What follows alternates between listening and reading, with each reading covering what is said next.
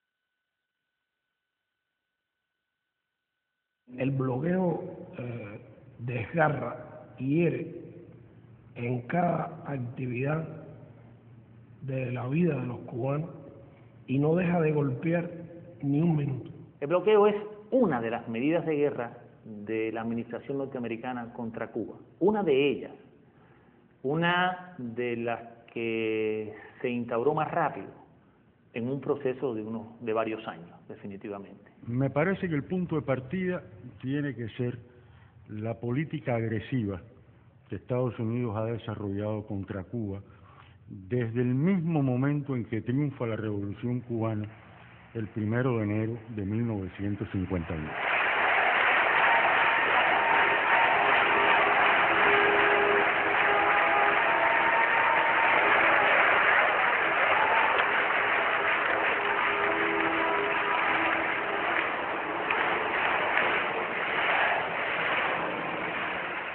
Cae el régimen de Batista.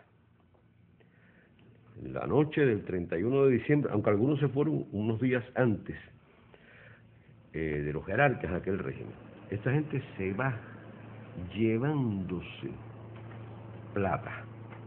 El New York Times publicó un editorial donde reconoce que esas personas que se fugaron de Cuba al caer el régimen de Batista se llevaron consigo físicamente los valores del Tesoro Nacional cubano. ¿Usted ha visto un centavo de ese dinero? Jamás ni extraditaron a los ladrones, ni devolvió el gobierno de Estados Unidos un céntimo. De manera de que no hay la menor duda que el primer golpe, y uno de los más severos a la economía cubana, lo propinó el gobierno de Estados Unidos. Yo diría que antes de que se instaurase el poder revolucionario en Cuba. 23, Guantánamo Sugar Company. 24, United Fruit Company. El bloqueo comienza como una idea de la administración de Eisenhower por derrocar a Fidel Castro en un plazo de 6 semanas. Definitivamente no lo cumplieron.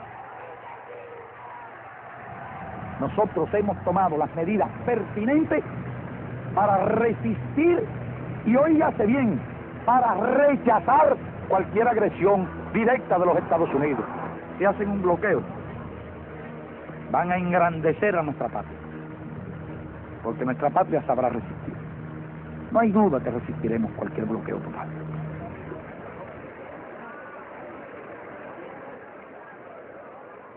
Y en ese mismo periodo comenzaron a surgir las primeras medidas del bloqueo. O sea, comenzaron por el corte del suministro de petróleo. Comenzó el gobierno de los Estados Unidos a rechazar crédito. Siguieron después por la prohibición de que las refinerías norteamericanas refinaran petróleo que no fuera norteamericano. Comenzó a reducir la cuota azucarera. Después suprimieron la venta de partes y piezas a las empresas cubanas. Imagínense ustedes, estamos hablando de un sistema industrial en los años finales de los años 50, inicio de los años 60, donde prácticamente toda la tecnología que había en Cuba era una tecnología norteamericana. O sea que hubo una conjunción en el tiempo entre los actos de sabotaje y los atentados y el inicio de las medidas económicas restrictivas contra Cuba. Cuba dependía en más de un 70% en su comercio del comercio con Estados Unidos. Cuba vendía a Estados Unidos más del 60% de su azúcar. Por lo tanto, en la lógica de la guerra, era una medida racionalmente pensada, intencionalmente dirigida a derrocar un gobierno. Hay un memorándum interno del Departamento de Estado donde un funcionario describe lo que ellos se proponen hacer. Este es un memorándum que no se conoció en aquel momento, que fue el año del 60. Este documento vino a conocerse en los años 80, años 90, cuando fue desclasificado. En ese memorándum, este funcionario que hace un análisis de lo que significarían esas, y no estamos hablando ni de Torricelli ni de Helms-Burton, estamos hablando de las primeras medidas, los primeros pasos. Faltaba un año para la invasión de Playa Girón, faltaba un año para que Fidel anunciara que en Cuba había una revolución socialista. Decía, la mayoría de los cubanos apoyan a Castro. Era el documento preparado para el presidente. No existe una oposición política efectiva. Reconocía el hecho de que la revolución cubana tenía, como tiene hoy, un inmenso apoyo popular. De otra manera no habría podido sostenerse. El único medio previsible, decía, para enajenar el apoyo interno es a través del desencanto y el desaliento. Hay que lograr crearles desaliento, desencanto, basado en la insatisfacción y las dificultades económicas. Debe utilizarse prontamente, decía el subsecretario, cualquier medio concebible para debilitar la vida económica de Cuba, negarle dinero y suministros a Cuba, para disminuir los salarios reales y monetarios, a fin de causar hambre, desesperación y el derrocamiento del gobierno. La esencia de la política del principio ha sido golpear al pueblo, dañar a la gente, hacerla sufrir como medio de combatir a un gobierno revolucionario. Hay que apretarlos tanto, hay que meterle tanto vapor a la caldera hasta que estalle.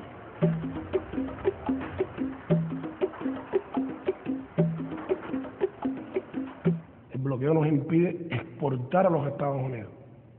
Cuba no puede vender nada en los Estados Unidos. Cuba podría vender en Estados Unidos 50.000 toneladas de níquel por año.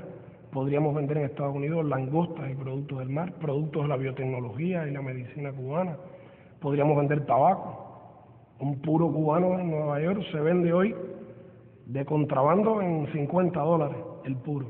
Podríamos vender ron, podríamos vender software, podríamos vender vacunas, productos biotecnológicos. Hoy Cuba no puede exportar absolutamente nada. O sea, Cuba puede comerciar, en realidad, con todo el mundo. Lo que ocurre es que todo el mundo no puede comerciar con Cuba. Nosotros adquirimos, por ejemplo, un producto en Argentina y esa carta de cambio, como quiera que se llame, no puede ser en dólares de los Estados Unidos, porque al llegar a un banco, ahí mismo el gobierno de los Estados Unidos la decomisa. Tiene que ser en otras monedas. El año pasado, un importante banco suizo, el banco UBS, Unión de la Banca Suiza, fue multado con $100 millones por el gobierno de Estados Unidos por aceptar una transferencia en dólares de Cuba. Entonces, esas cosas hacen que sea un riesgo definitivamente y que a Cuba le cueste mucho y que Cuba tenga que ser muy disciplinada a la hora de establecer su comercio, cómo va a ser ese comercio. Por tanto, tenemos continuamente que coger nuestros dólares y cambiarlos a otras monedas. Y todos los años perdemos 50, 60 millones de dólares por cambio, por tasas de cambio. Ninguna compañía puede exportarle a Cuba un producto o un equipo si ese producto que esa compañía canadiense, francesa, alemana, japonesa, argentina, tiene más de un 10% de componentes norteamericanos. Cuba no puede comprar el avión Boeing, por ejemplo. ¿Por qué? Porque es norteamericano. Pero tampoco puede comprar el Airbus, porque el avión Airbus, aunque es europeo, la parte electrónica, la aviónica, es norteamericana. Todas las embajadas norteamericanas tienen dentro de su misión extenderle cartas a las compañías de esos países que comercian con Cuba y advertirles además de las sanciones a las que se arriesgan y amenazarlos además que en caso de una Cuba sin Castro y sin socialismo quedarían fuera de la repartición del pastel. La empresa Mercedes-Benz en Alemania o la Mitsubishi en Japón tienen que demostrarle al gobierno de Estados Unidos que el automóvil que intentan exportar a Estados Unidos en los metales con los que fue construido no contienen níquel cubano. Y hay unos inspectores del gobierno de Estados Unidos que van a las fábricas, revisan los contratos, averiguan dónde usted compró el acero inoxidable con el que empleó para este automóvil. En una empresa en Australia, van entonces a Australia y revisan si la empresa australiana que fabricó el acero inoxidable usa el níquel cubano. Y cuando usted le están diciendo que va a ser condenado, que no se le va a poder permitir vender en Estados Unidos, que sus ejecutivos no van a poder entrar en Estados Unidos, que los hijos de sus ejecutivos no van a poder entrar en Estados Unidos, pues definitivamente para un presidente de una compañía tiene que pensar esas decisiones. Así que el bloqueo es toda una madeja, es una guerra económica que no puede verse solo como un tema bilateral entre Cuba y Estados Unidos, que ya si fuera eso era grave, pero es que el bloqueo se aplica de manera extraterritorial. Por eso Cuba no pertenece al fondo, por eso Cuba no pertenece al Banco Mundial. Hay además órdenes explícitas a los funcionarios del fondo y del banco, que son instituciones que se rigen además por la cuota de participación de los países, y en ambos Estados Unidos tiene la mayor cuota, de que no se aprueban fondos ni programas para Cuba. El año pasado, el Banco Interamericano de Desarrollo prestó en América Latina en condiciones concesionales $9.000 millones. Sin embargo, no le puede prestar ni $1 a Cuba. Eso está prohibido, absolutamente prohibido. No se puede discutir y de hecho no se discute. Si Cuba hubiera recibido solo un 1% de ese dinero, habría recibido 90 millones. ¿Cuánto haríamos nosotros con 90 millones en materia de reparación de hospitales o construcción de carreteras o mejoría en el acceso a agua potable de nuestra población? Así que Cuba solo puede pedir crédito a otras instancias, créditos más caros, más costosos.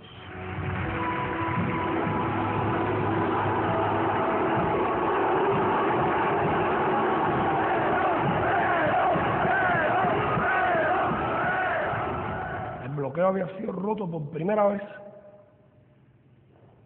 por la Argentina de Perón. Ya desde la época en que es Cámpora el presidente, se firman acuerdos muy importantes y se establece un gran impulso a las relaciones bilaterales entre Argentina y Cuba.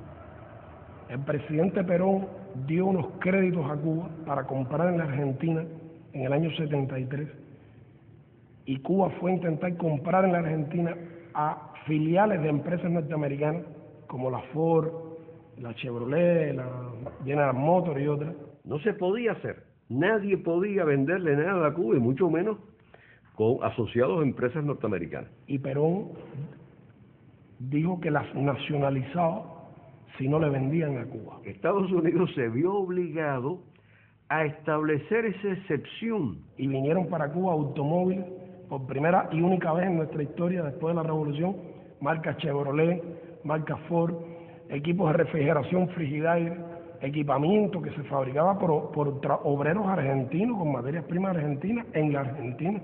Eso funcionó hasta la ley Torricelli. El señor Torricelli es el que pone fin a ese comercio con las subsidiarias radicadas en el exterior. Aquellos países en los cuales están asentadas esas subsidiarias, que aceptan que esas subsidiarias se rijan por legislaciones de los Estados Unidos aplicadas extraterritorialmente, en la práctica que están haciendo, están cediendo soberanía. Ese aspecto de la ley Torricelli y el otro aspecto, la prohibición a los barcos que participen en el comercio con Cuba, la prohibición a esos barcos a entrar a puertos norteamericanos. ¿Qué efecto tiene eso para Cuba? Que las compañías navieras no quieren enviar sus buques a Cuba. Hace muy poco hubo un contenedor de jugos naturales cubanos hacia Japón que salía en un banco y fue decomisado totalmente porque tocó un puerto en donde el barco podía ser decomisado. Ahora mismo andamos buscando buques para traer ganado en pie de Canadá hacia Cuba. Y no encontramos los barcos porque los barcos que están en la región no quieren. La ley Helms-Burton, a diferencia de la Torricelli, es una ley completamente concebida con relación a la guerra económica contra Cuba y a la guerra con Cuba en general. No es una ley de gasto de la defensa a la que se le agrega una sección sobre Cuba, es una ley completa, desde el título hasta el final, relacionada con Cuba. Intenta imponerle la ley norteamericana por sobre las leyes de otros países y por sobre el derecho internacional. Por eso es que presentamos cada año, desde el año 92, una resolución en Naciones Unidas que se llama Necesidad de poner fin al bloqueo económico, financiero y comercial impuesto por los Estados Unidos contra Cuba. Es un voto claro y preciso, es un voto contra el bloqueo. Y en el año 92, por primera vez, esa resolución recibió 59 votos a favor. Durante los últimos 14 años, el número de votos ha ido creciendo de manera sistemática y continua. Y el año pasado fue aprobada por 179 países, de los 191 que integran Naciones Unidas. Excelencias, en nombre de un pequeño país acosado por querer ser libre, les pido respetuosamente, una vez más, que voten a favor del proyecto de resolución presentado por Cuba. Muchas gracias. Vamos a iniciar la votación. La Asamblea está votando el proyecto de resolución 59L2 titulada Necesidad de poner fin al bloqueo económico, comercial y financiero impuesto por los Estados Unidos de América contra Cuba. Los representantes que estén a favor del proyecto de resolución 59L2 indíquenlo con su voto, así como los que están en contra. Sobre las delegaciones que confirmen que sus votos han quedado correctamente reflejados en la pantalla. The voting has been completed. The machine is locked. Se ha completado la votación, queda bloqueada la máquina.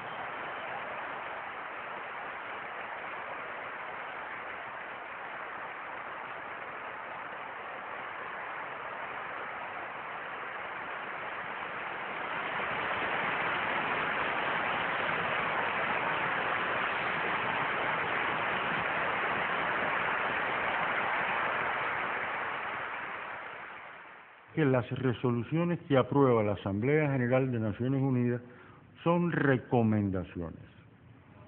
No tienen carácter obligatorio y las Naciones Unidas no tienen medio de hacer cumplir esa resolución. Y en segundo lugar, el elemento político, que es, hablando muy en criollo, que a los Estados Unidos les importa un bledo las Naciones Unidas. Es una muestra de arrogancia imperial, de desconocimiento de un clamor internacional, de desconocimiento del derecho internacional. Lo único que le interesa es tratar de lograr unas Naciones Unidas que responda 100% a sus intereses. Mientras más ha crecido el rechazo dentro de Estados Unidos y en la comunidad internacional a la aplicación del bloqueo, más duro ha sido que el gobierno de Bush ha apretado las tuercas del bloqueo hasta límites desconocidos. Y yo creo que el bloqueo a nosotros es una cosa muy injusta. Impide llegar a Cuba muchos medicamentos, equipos médicos, hacer negocio con otros países, desarrollarnos. Nos cierran todo. Y eso lo estamos sufriendo ahora con el problema de la electricidad, que son horas y horas sin luz. Claro, primero ponemos lo que es la alimentación, pero todo lo demás también afecta un par de zapatos, una ropita, cualquier cosa. Ahora mismo usted ve el transporte como lo tenemos. ¿Usted cree que el transporte debería estar así? No debía estar así. Pero ellos no lo dejan, ni una pieza no dejan comprar por allá afuera. Que mientras existe el bloqueo va a haber necesidad, miseria. Personalmente afecta a lo que es el comercio y personalmente afecta a la familia de uno como tal. En las cosas como la medicina, que no hace falta a nosotros, y por el medio del bloqueo tenemos que comprarlo con un tercer país. Y nuestro sistema social está dispuesto a pagar lo que sea con tal de curar al enfermo gratuitamente. No nos han vendido. Es lógico que nos afecte, y todo cubano que yo creo que se sienta cubano y usted le pregunta y le va a decir lo mismo. Ese es el gran crimen de todo esto que se está haciendo, todo esto que dice, todo este bloqueo que se está llevando inhumanamente contra cunas de alcances años. Y es ahogar el niño en su cuna. Es decir, aquella frase que decía William Blake, el poeta inglés. Es preferible ahogar un niño en su cuna que matar un deseo, que reprimir un deseo. Eso también se puede ir al revés. Reprimir un deseo, en este caso, un deseo de justicia, un deseo de libertad, un deseo de comunidad, un deseo de igualdad, es matar un niño en su cuna.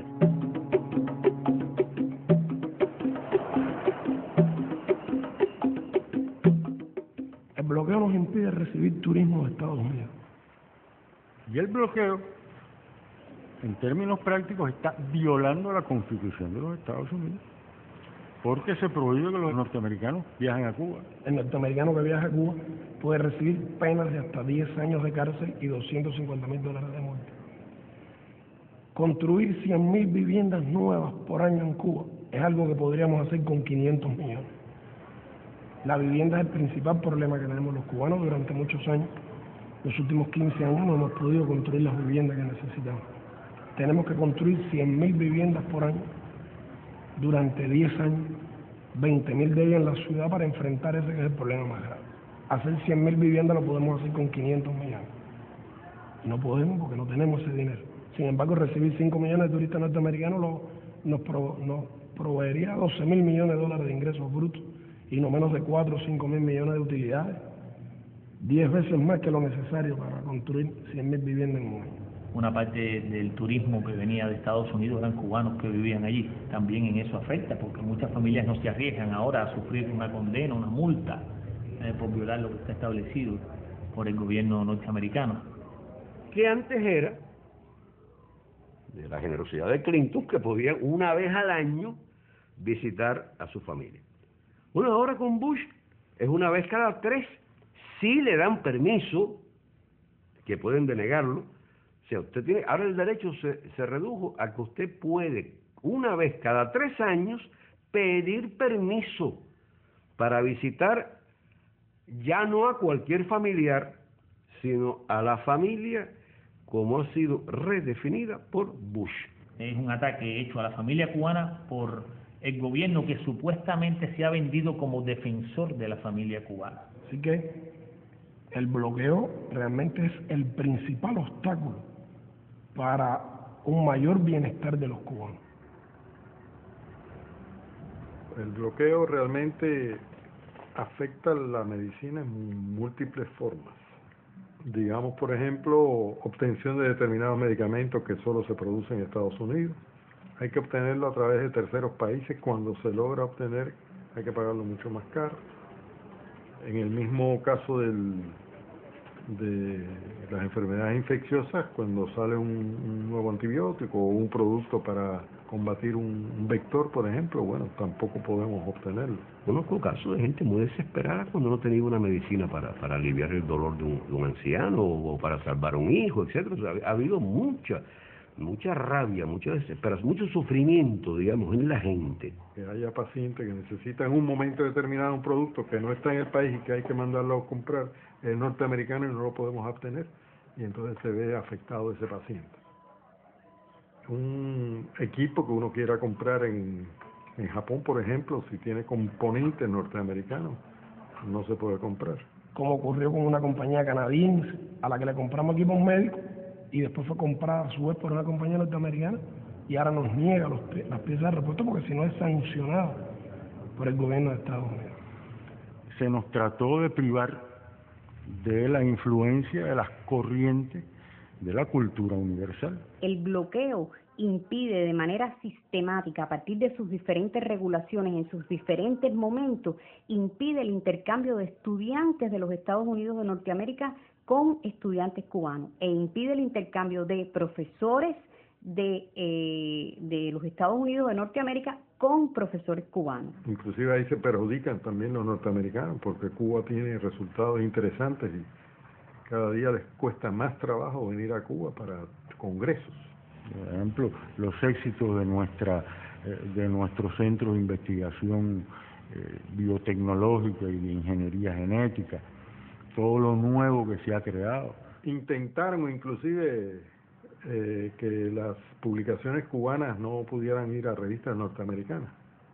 Eso lo intentaron, pero hubo una rebelión de las editoriales norteamericanas y tuvieron que retirar esa medida. Usted está completamente prohibido entrada en los Estados Unidos porque usted está tildado como yo soy como una figura que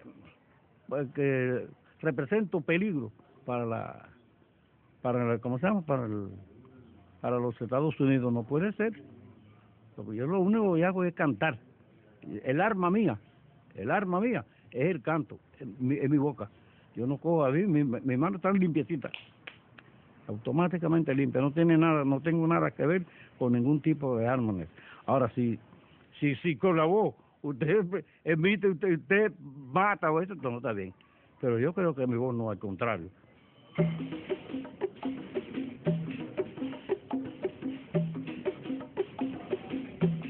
Nosotros no queremos que la prensa nos defienda. Nosotros queremos que la prensa cuente la realidad, para que la gente saque sus conclusiones por sí misma. El peso del elemento de la manipulación mediática es enorme. Un argentino que se va para Estados Unidos, se dice el argentino emigra, o el mexicano emigra. Un cubano cuando va para Estados Unidos se dice huye. Aunque vayan por razones los dos económicas, deseando mejorar. Uno llega acá a Cuba en cierto modo hasta temeroso, ¿no? Porque se dicen tantas cosas que definitivamente no son ciertas.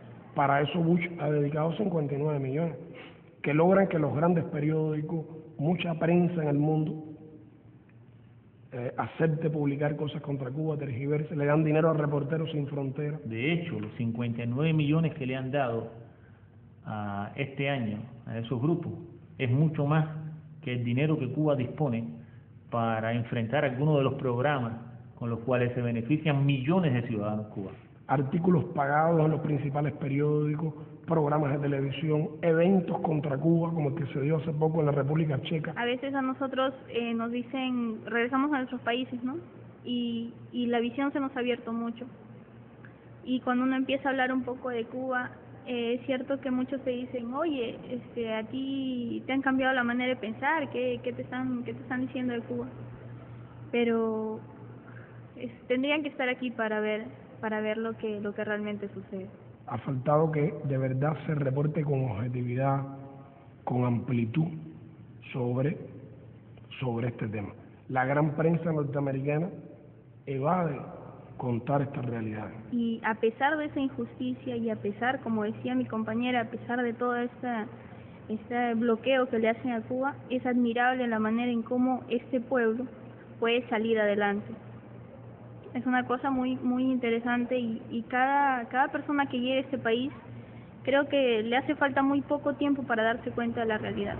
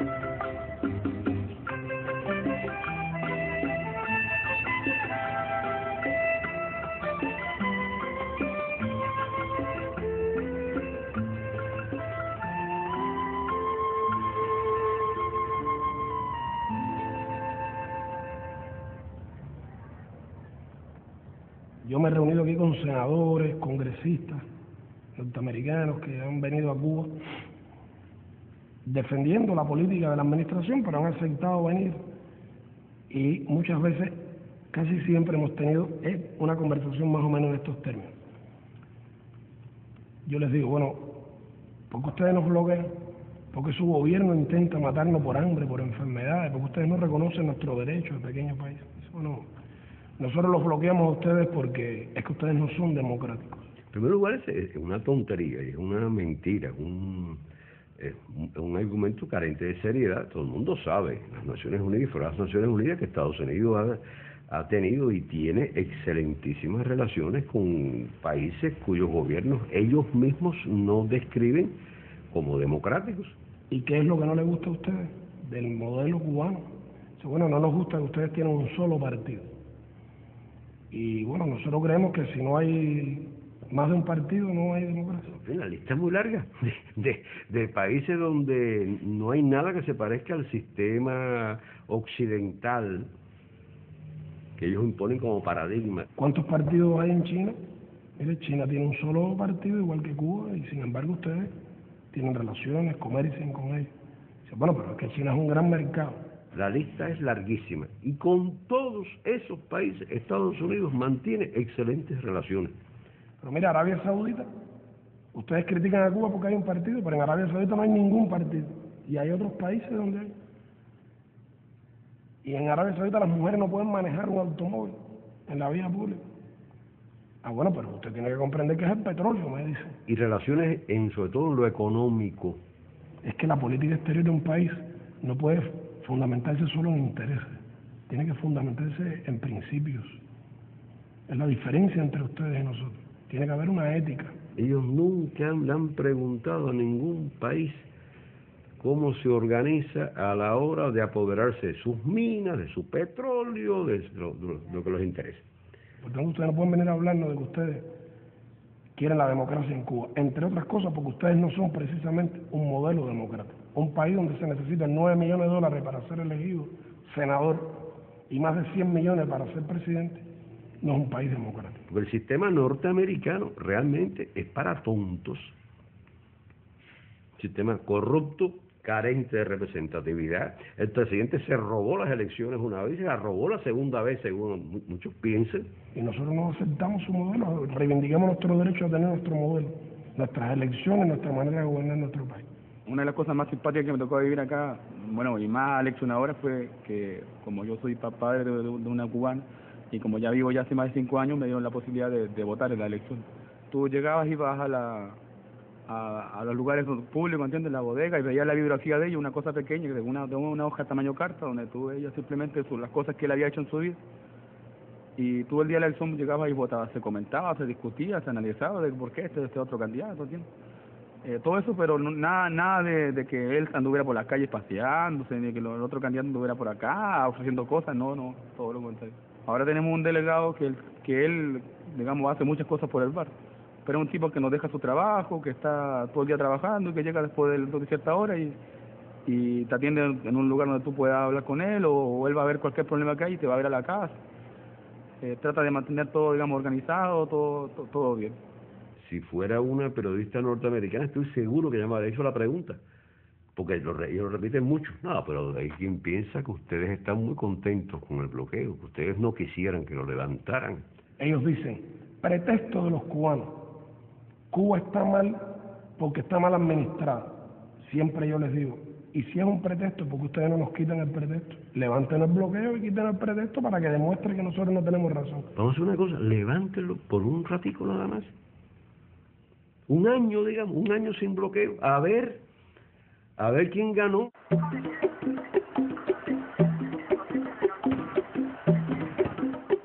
Un tema insólito en la política de Estados Unidos hacia Cuba es que la política del gobierno de Estados Unidos hacia Cuba durante muchos años no ha estado cimentada en los intereses nacionales de Estados Unidos.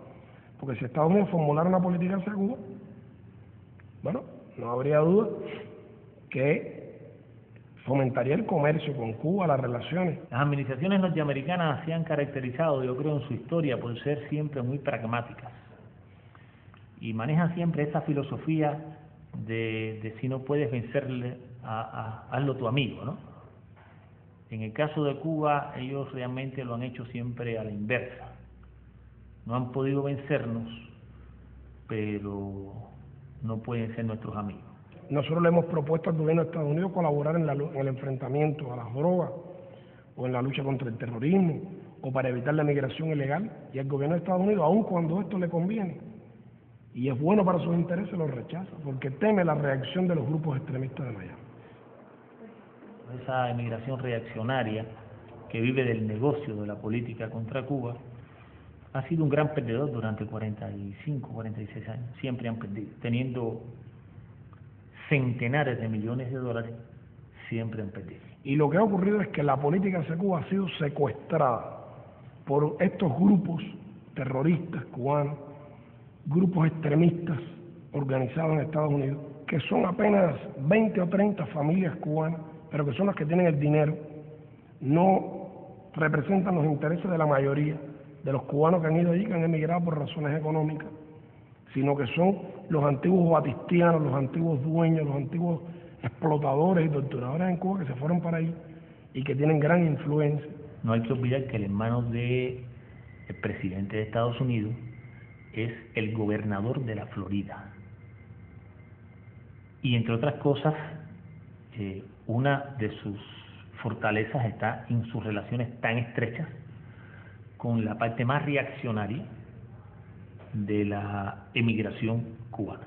Financian, participan en las campañas, por ejemplo, de los 40 nuevos diputados republicanos que fueron elegidos en noviembre, 26 sabemos que han recibido dinero de los lobbies cubanos de ultraconservadores de Miami. Pagando, además, deudas que ese gobierno tiene contraída con esa parte tan reaccionaria de la migración cubana en Estados Unidos, que vive del negocio de la contrarrevolución.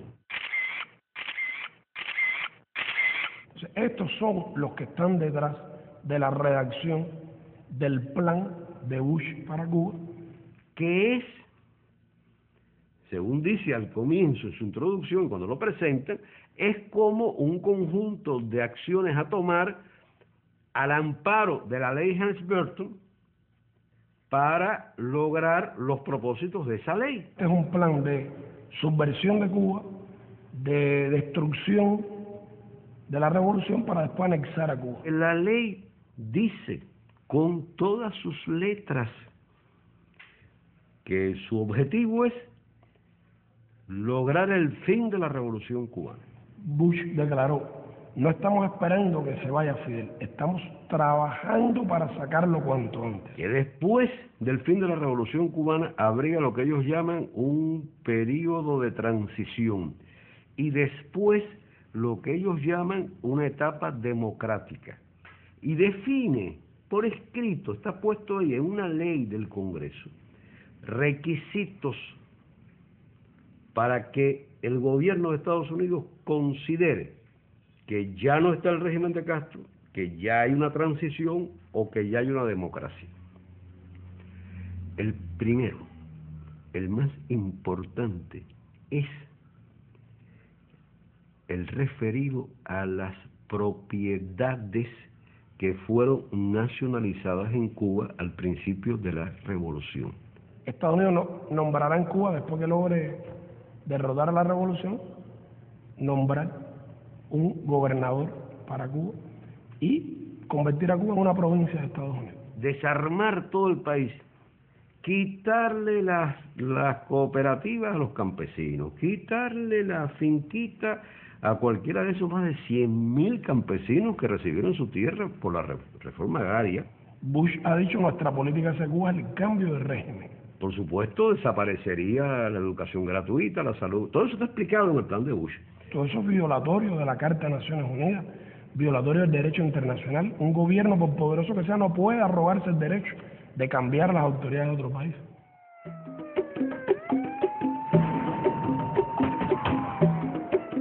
La estrategia de los sucesivos gobiernos de Estados Unidos contra Cuba no ha excluido ninguna modalidad de agresión. La gran verdad es que sucesivas administraciones norteamericanas han promovido el terrorismo contra Cuba. Acciones de sabotaje, acciones de quema de cañaverales, sabotaje contra instalaciones económicas, como vehículo que el gobierno de los Estados Unidos de la época, era todavía el gobierno del general Dwight Eisenhower, utilizaba para tratar de desestabilizar al naciente proceso revolucionario cubano.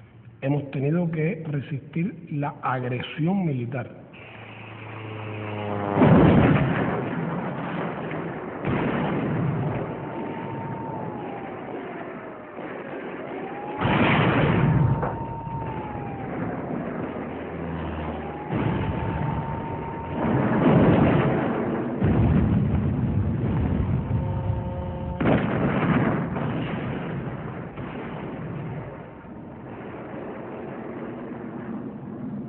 Cuba está a minutos de la acción de la Fuerza Aérea, de la cohetería, de las unidades militares norteamericanas.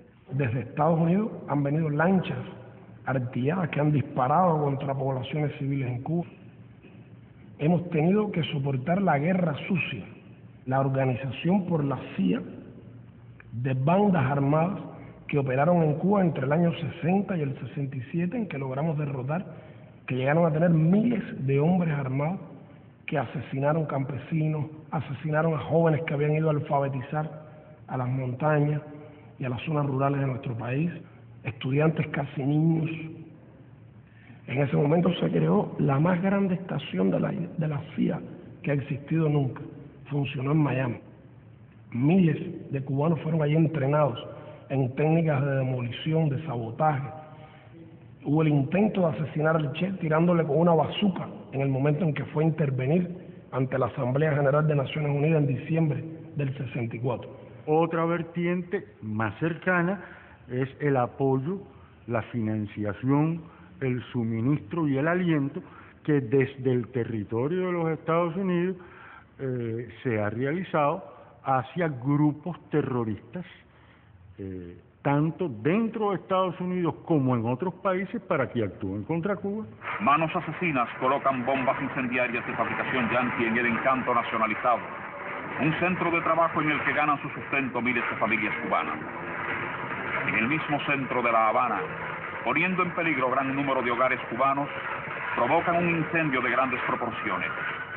No les importa la vida de niños, mujeres y ancianos.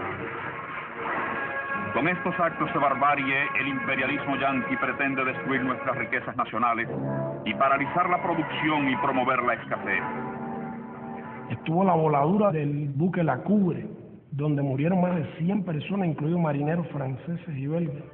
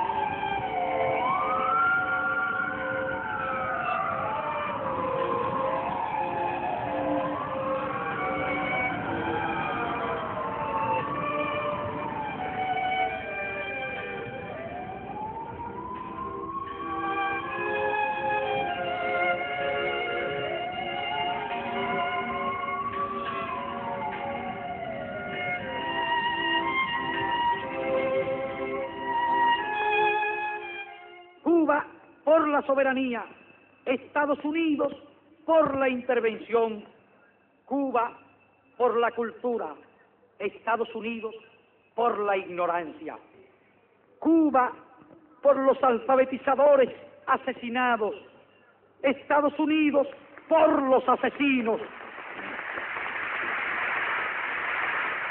Ahí hay crímenes que fueron transfronterizos, que ocurrieron más allá de las fronteras nacionales, y unos cuantos en Estados Unidos. Mi hermano Eulalio emigró a Estados Unidos alrededor de los años 61, 62. Como emigraron muchos cubanos, formó parte del Comité de los 75, que fue un grupo de 75 cubanos, que fue una de las primeras visitas que hubo en nuestro país para lograr precisamente este acercamiento y la reunificación familiar y esta lucha de apoyo en Estados Unidos contra el bloqueo. Comenzó a recibir muchas amenazas y finalmente él es asesinado el 25 de noviembre de 1979 por Omega 7. Se organizaron más de 600 planes para asesinar a Fidel. Ha habido lucha biológica, agresiones en el terreno biológico, epidemias introducidas en el país contra las plantas, contra los animales. La epidemia de dengue hemorrágico, introducido con un virus de laboratorio. En menos de 3 años, 5 graves plagas y epidemias han azotado a nuestro ganado, a nuestras plantaciones y, lo que es peor, a nuestra población. La fiebre porcina, el moho azul del tabaco, la roya de la caña, el dengue hemorrágico y, por último, la conjuntivitis hemorrágica, que han causado considerables daños materiales y humanos. En el año 81 entra en Cuba, en forma no natural, el dengue 2. Este dengue 2 aparece simultáneamente en 3 lugares de la isla a 300 kilómetros uno de otro. Y se produce una gran epidemia de dengue hemorrágico, fuera de todo contexto epidemiológico de la región de las Américas, en donde prácticamente en toda la historia solo 60 casos de dengue hemorrágico se habían reportado en las Américas.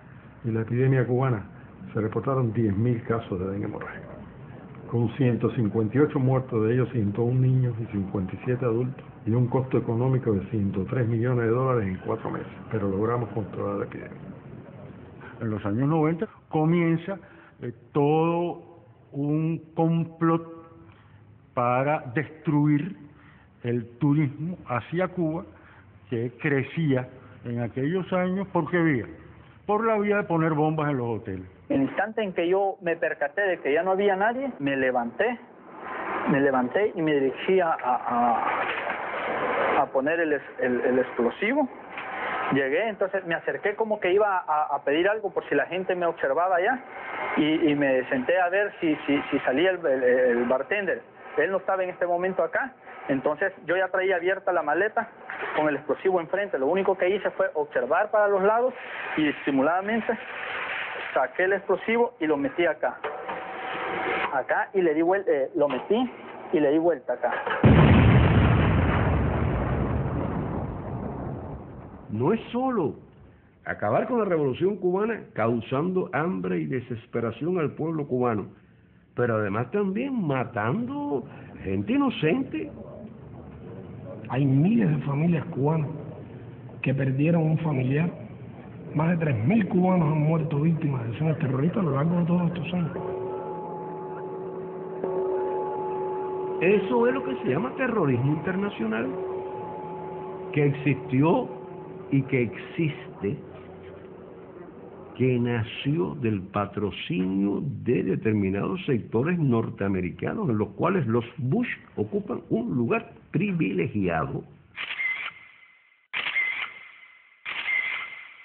En septiembre del 98 arrestan a 5 compañeros cuya misión fundamental en la vida era precisamente enviarle a Cuba esas informaciones, esos datos que hubieran podido ayudar a frustrar las acciones terroristas. El gobierno norteamericano conoce que existen porque Cuba le ha entregado información detallada de quiénes son, dónde radican, qué hacen, qué organizan. Sin embargo, nunca han hecho algo por protegernos, lo ignoran realmente. Nosotros cumplimos con el FAA, de hecho yo me reuní con el director del FAA local de aquí, de Miami, el día anterior, y le expliqué que íbamos a ir en aguas cubanas, y él nos recomendó que usáramos toda la discreción nuestra y no romper ninguna ley americana, y nosotros con eso cumplimos. crees que, o sea, tú estás convencido que no violaste ninguna ley? ¿Americana? Yo creo que no, ninguna. ¿Y cubana? Eso no me importa. Estados Unidos miente cuando habla de una supuesta lucha contra el terrorismo. El gobierno de Estados Unidos transmite con emisoras de radio y con emisoras de televisión desde Estados Unidos, desde aviones de la Fuerza Aérea, tratando de borrar las estaciones cubanas, es decir, violando nuestro espacio radioeléctrico. La llamada Radio Martí y la TV Martí. Esos dos engendros. Que tú tratas de oír la emisora cubana y oyes una transmisión desde Estados Unidos donde dan consejos prácticos para incendiar tu fábrica sin ser descubierto, donde alientan la violencia, donde alientan el asesinato, donde le dicen a la gente por radio continuamente: el problema de Cuba se resuelva si logramos matar a Fidel. Imagínate, terrorismo mediático.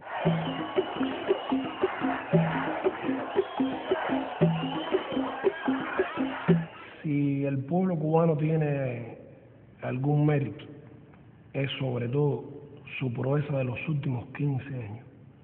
Porque durante los primeros 30 años de la revolución teníamos el bloqueo, pero teníamos las relaciones con la Unión Soviética, los países socialistas. Ellos compraron nuestros productos, ellos nos vendieron lo que Estados Unidos nos negaba, ellos nos dieron crédito, nos permitieron acceder a tecnologías que muchas veces eran tecnologías más atrasadas, gastadoras de combustible, pero bueno, eran las que podíamos, y así fuimos desarrollando nuestro país. Pero lo interesante es que cuando en el año 90 desaparece la Unión Soviética, desaparece el campo socialista con el que nosotros podíamos comerciar y protegernos, y nosotros nos quedamos solos de un día para otro, perdiendo los socios comerciales con los que teníamos el 85% de nuestro comercio. Entonces sí, Carolina, se probó si esta era una revolución verdadera con apoyo popular. Y en cuestión de horas, este país cayó en una situación muy difícil, que es lo que llamamos el periodo especial. Entre el año 89 y el año 93, en 4 años, el Producto Interno Bruto de Cuba cayó 35%. Imagínate que en Argentina, en todos los años de la crisis, cayó 22%. El efecto real fue un segundo bloqueo, porque de pronto se caen esos mercados, de pronto perdemos todos los suministros que estaban asegurados con esa parte del mundo. Las importaciones cubanas, que en el año 89 habían sido de 8.500 millones, cayeron a 1.500 millones. Se paralizó la agricultura porque no tenía combustible, fertilizantes, piezas de repuesto para la maquinaria agrícola. Se paralizó la industria. Hubo que empezar a buscar nuevos mercados donde vender nuestro azúcar, nuestros cítricos. Todo eso bajo la persecución del bloqueo norteamericano, que se hizo cada vez más duro. Fue entonces que vino la ley Torricelli para dar la última puñalada. La ingesta calórica diaria de los cubanos cayó de 3.000 calorías diarias a 1.900. Según la Organización Mundial de la Salud, no puede ser menos de 2.400 kilocalorías diarias. Imagínate qué restricción. Y sin embargo, en esos años en que pasamos hambre, de 800 medicamentos que en Cuba se usan, 500 no los había. No había cómo producirlo, no teníamos materias primas, se paralizó el transporte. Tú venías a La Habana y no había automóviles en las calles, 1 millón de bicicletas diariamente rodando en la ciudad. 20 horas diarias sin electricidad. Nos quedamos, como en la clásica imagen, agarrados de las brochas. Retiraron la escalera y no nos caímos tampoco. Porque el modelo social, que en esa coyuntura no dijo, bueno, pues sálvese quien pueda, que se salve el más fuerte o el que tenga más dinero. Dijimos, hay poca comida. Bueno, lo primero es priorizar a la mujer embarazada, al niño recién nacido, al anciano que vive solo. Y no dijimos, bueno, pues privatizamos los servicios y el que tenga dinero que lo pague y el que no, bueno, que se adapte a la idea de que no tiene derecho. Ha habido que levantarse que superarse, que ser capaces de ser más creativos, de ser más esforzados. Dijimos, vamos a mantener nuestras escuelas abiertas, aunque no tengamos los libros, aunque tengamos cuando termine el curso que toca, coger esos libros, volverlos a coser para entregárselos a los niños. Las familias se prestaban los uniformes de unos niños a los otros. Compartíamos lo poco que teníamos, la solidaridad entre los vecinos, el Estado jugando un papel, no dejando abandonado a nadie a su suerte. Y hoy, cualquiera que objetivamente vea la situación cubana, tiene que darse cuenta que hoy la situación, con grandes dificultades, con grandes problemas, que usted los habrá apreciado, me imagino, sin embargo, es mejor que la que teníamos cuando comenzó lo que llamamos el periodo especial.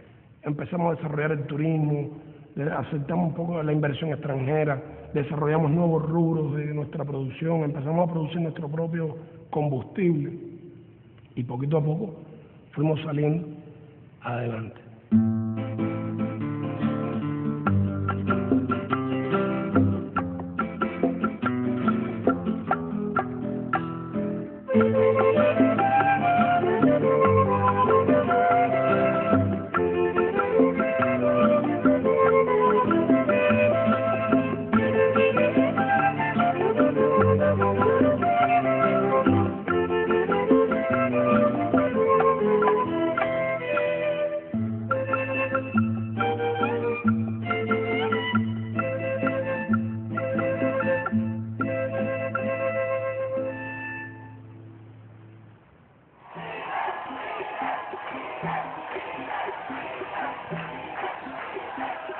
Después de la caída del campo socialista, Cuba tuvo que transformarse profundamente, tuvo que hacer cambios radicales en su economía y tuvo que empezar a conducir la economía de otra manera. Y tuvo que pensar, además de eso, en otros sectores productivos. La situación ha evolucionado gracias a la sabiduría, al esfuerzo, a una política muy consistente y sobre todo al esfuerzo de nuestra gente. Hoy nuestro país tiene grandes fortalezas, sin lugar a dudas, en un grupo de sectores que hace 15 años prácticamente no existían. La salud pública cubana, a pesar de las dificultades económicas, a pesar del bloqueo, tiene resultados muy relevantes, competitivos con países del primer mundo.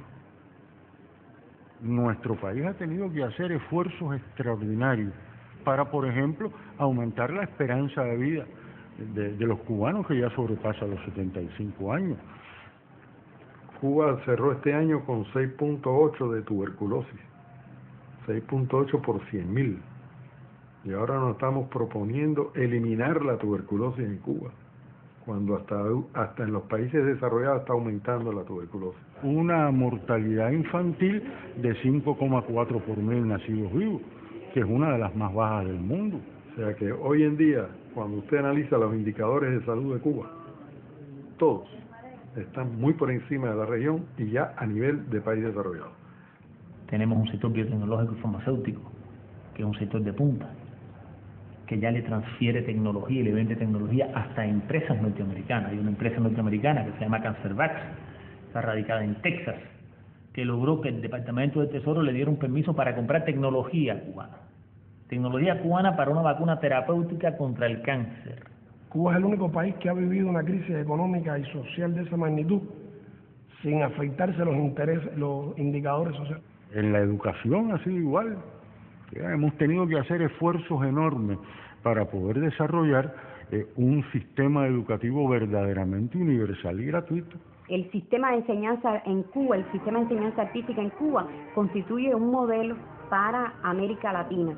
En pocas instituciones en el mundo vinculadas a la enseñanza artística tienen en un mismo espacio, como lo tiene el Instituto Superior de Arte, todas sus manifestaciones artísticas. Debo recordar que más de 40.000 jóvenes de 120 países se han graduado en Cuba en las universidades y las escuelas cubanas, 30.000 de ellos africanos.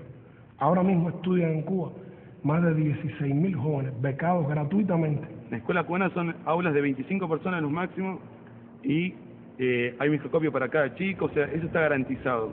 Y saber que esas clases personales no solamente son para nosotros que somos extranjeros, así se le da también en la escuela cubana, algo que bastante fundamental y me parece que vale la pena destacar a pesar del bloqueo. Y bueno, le hemos ofrecido a esos jóvenes estudiar en Cuba, son hijos de familias pobres, de 80 etnias indígenas distintas de América Latina. De esos 16.000 jóvenes, más de 10.000 estudian la carrera de medicina. 1.500 se graduarán este año como médicos en nuestro país. Nosotros tenemos en 68 países, tenemos médicos cubanos trabajando sin un costo para esos países. Es una prueba de la fuerza de las ideas y es una prueba de la vocación social, de la vocación humanista del proyecto de la Revolución Cubana. Nosotros tenemos un sistema muy eficiente, muy solidario y muy ligado al desarrollo de la Revolución Cubana. Yo creo que eso es lo principal y ese es el pecado que no nos perdona. Ellos bloquean a Cuba porque no aceptan la idea de que un pequeño país que fue siempre su feudo se haya convertido en un país independiente, haya desafiado. Bloquean a Cuba porque de alguna manera Cuba es un símbolo de luz. Cuba es la idea de que se puede ser un país distinto, independiente, un país solidario. Solamente quienes viven este proceso desde adentro pueden tener la justa dimensión de la cantidad de energía que ha sido necesaria para que todo esto pueda desarrollarse. Pero le hemos dado a la gente sentido de la dignidad, orgullo nacional de tener nuestra cultura, hablar nuestro idioma, tener nuestras instituciones, haber hecho nuestra constitución por nosotros mismos. En un país que era una colonia norteamericana, donde los soldados de Estados Unidos se retrataban orinándose en la estatua del héroe nacional cubano, donde el embajador de Estados Unidos decidía el presidente que sería elegido y donde las compañías transnacionales norteamericanas dominaban toda la economía de nuestro país. Tenemos defectos como cualquier ser humano, pero tenemos esa característica que nadie más ha podido desarrollar y tampoco hay que enorgullecerse de eso. Los demás pueblos no han tenido la oportunidad de tener que soportar un bloqueo de 45 años y después que se les caiga el amigo y tener un periodo especial de otros 10 en que hay que inventar, en que hay que crecerse mucho para sobrevivir. Cuando Fidel se para y explica, la gente sabe que no miente, sabe que no tiene una cuenta secreta en un banco extranjero, saben que nosotros no nos robamos la plata del gobierno, ni vendemos y traficamos influencia para recibir beneficios materiales. La gente en Cuba sabe que cuando se va la electricidad, como ahora que tenemos dificultades y se nos va la electricidad, se va también en las casas de los ministros. Y saben que nuestros hijos no van a colegios especiales, saben que nuestros hijos van allí con el resto de los niños del barrio, en los lugares donde vivimos. Y la gente sabe que sin igualitarismos que no tendrían sentido, pero con una gran austeridad, el gobierno, los que tenemos responsabilidades, trabajamos para la gente y no consideramos los cargos públicos que tenemos una prebenda o un derecho que nos viene, sino una responsabilidad, una oportunidad de servir a nuestros compatriotas. Y tenemos autoridad moral. Ese es nuestro secreto. Tenemos capacidad de pedirle a la gente un esfuercito más, que ya la luz se ve casi al final del túnel. Lo que debemos es de unirnos, todos los pueblos del mundo, ¿usted entiende? Y gritar a la vez que nosotros lo que queremos es la paz, sobre todo. Nosotros necesitamos la paz. Viviendo nosotros con la paz, hay de todo, se consigue todo. Con una dosis de ilusión, si tú quieres una palabra más linda, más justa, con una dosis de sueños enorme, poniendo junto todo eso, haciendo todo eso una especie de gran, ¿cómo te diría?, de un aquavite, de un agua de vida, haciendo que todo eso arda de alguna forma, es que va a surgir en cada uno de nosotros la solución o la posible solución para ese momento y para esa circunstancia. El bloqueo se gana fundamentalmente con la fortaleza de la revolución y con la solidaridad, lógicamente, de los países del mundo, ¿no? Y no tengo duda de que el bloqueo será levantado y que si no somos nosotros, nuestros hijos, nuestros nietos, verán a su país desarrollado y libre sin la presión del bloqueo. Si nosotros los cubanos no queremos este sistema social, este gobierno, es un problema nuestro. Nosotros somos los que tenemos que luchar por mantenerlo o luchar por quitarlo. Pero que en este caso el imperialismo norteamericano se ha arrogado el derecho de creerse los tutores del mundo, los que dirigen la política del mundo. Yo quito y pongo al gobierno que me beneficie. Pero hay una realidad histórica. Ser diferente es un precio costoso. Y Cuba lo está pagando, pero tiene su premio. Precisamente por resistir tanto, la gente no quiere, no respeta. Hay que luchar. Si usted no lucha, no puede llegar a tener lo que usted quiera tener. Además, ¿qué sistema político tú me quieres imponer a mí como América Latina? Si en 100 años, ¿qué progreso tiene América Latina? Más pobreza, más subdesarrollo, más miseria, los niños no van a la escuela, usted lo ve en los vertederos buscando comida, usted lo ve en la calle limpiando zapatos en horario de clase. Entonces, ¿qué modelo social tú me quieres imponer a mí? Si es que yo estoy mirando, no sirve. Y el gobierno ha hecho cosas casi imposibles de hacer por salir adelante. Pero bueno, aquí estamos, con bloqueo y sin bloqueo, aquí estamos y seguimos para adelante. Porque no dejaremos que nos opriman ni nos destruyan por nada del mundo ni por nada. Y para adelante y con firmeza hasta adelante. Si los pueblos poco a poco se van despertando y poco a poco la independencia y la integración de América Latina va a llegar. Más temprano que más tarde, pero va a llegar.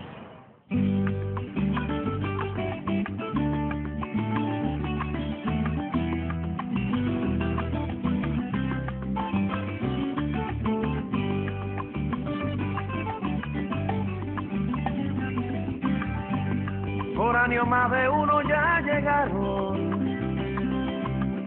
queriendo mercadearnos los sudores, pero sus matemáticas olvidan que dimos historia precolombinas y no estamos pa' jueguitos de indios y conquistadores. Agradecidos de lo que acompañan, limpieza de alma con o sin bolsillo, y nos valoran por horas de compañía, de esperanza o de consuelo, sin importar las millas, horas de vuelo. Boca a boca se propaga este galeón. Es el precio de vivir de este lado del bloqueo. Ni mejores ni peores que los demás, sin más gloria que tenernos todavía. Seguimos saludables de amistad, haciendo de la lágrima alegría. Pasamos de apariencia de extranjeros a la confirmación de nacionales. Para aclarar la duda de este verso, guajiros serios y heterosexuales. Por si la mosca.